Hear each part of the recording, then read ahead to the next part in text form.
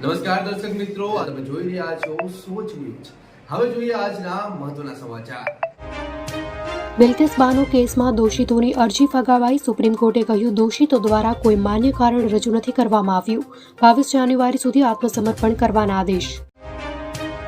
હરણી તળાવ દુર્ઘટના મુદ્દે બોલ્યા ધારાસભ્ય યોગેશ પટેલ। આવા કિસ્સામાં જવાબદારો મોટા ભાગે છટકી જાય છે। યોગેશ પટેલ, જે તે સમયે કોન્ટ્રાક્ટ અપાયો ત્યારે મેં વિરોધ કર્યો હતો। યોગેશ પટેલ।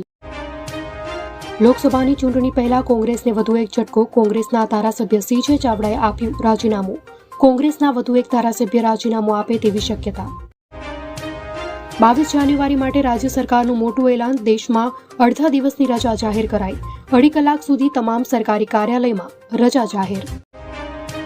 વડોદરા હરણી બોટ ટ્રેજેડીમાં ભોગ બનેલા બાળકોના નામ સામે આવ્યા। હરણી લેકની દુર્ભાગી બોટ પર શાહની માલિકીની સનરાઈઝ સ્કૂલ વાડિયા પરિવાર દ્વારા ચલાવાઈ રહી છે।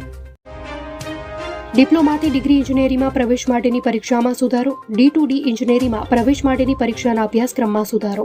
વિદ્યાર્થીઓના હિતમાં નિર્ણય કરવામાં આવ્યો। અયોધ્યામાં રામ મંદિરના ગર્ભગૃહમાં સ્થાપિત રામલલ્લાની તસવીર સામે આવી। પહેલીવાર સામે આવી ભગવાન રામની અલૌકિક તસવીર। 22 જાન્યુઆરીએ રામલલ્લાનો અભિષેક બાદ આંખની પટ્ટી હટાવવામાં આવશે। વડોદરાના હરણી તળાવમાં બોટ પલટી જવાનો કેસ। ગુજરાત હાઈકોર્ટમાં સુઓ મોટો દાખલ કરવા કરાઈ રજૂઆત। HCના એડવોકેટ એસોસિએશનના પ્રમુખે હાઈકોર્ટમાં કરી રજૂઆત। પ્રમુખ બ્રિજેશ ત્રિવેદીએ ચીફ જસ્ટિસ જજની કોર્ટમાં સુઓ મોટો લેવા રજૂઆત કરી। રાજ્યમાં કોન્ટ્રાક્ટ પ્રથા લઈ રહી છે નિર્દોષ લોકોનો ભોગ। પહેલા મોરબી, બાદમાં હરણીમાં બેદરકાર કોન્ટ્રાક્ટરોએ લીધો માસૂમોનો ભોગ। બિનઅનુભવી કંપનીઓ બેદરકાર સંચાલકોના પાપે લોકો બની રહ્યા છે ભોગ। વડોદરામાં હરણી લેક ઝોનમાં બોટ ડૂબી જવાનો કેસ। હરણી લેકમાં બોટિંગ રાઇડ્સમાં અનેક ખામીઓ હતી। સરકારે ફરિયાદમાં સ્વીકાર્યું કે અનેક ખામીઓ હતી। આ હતા આજના સમાચાર। આવતીકાલે ફરીથી મળીશું આવા જ સમાચારો સાથે। ત્યાં સુધી મને રજા આપો। નમસ્કાર।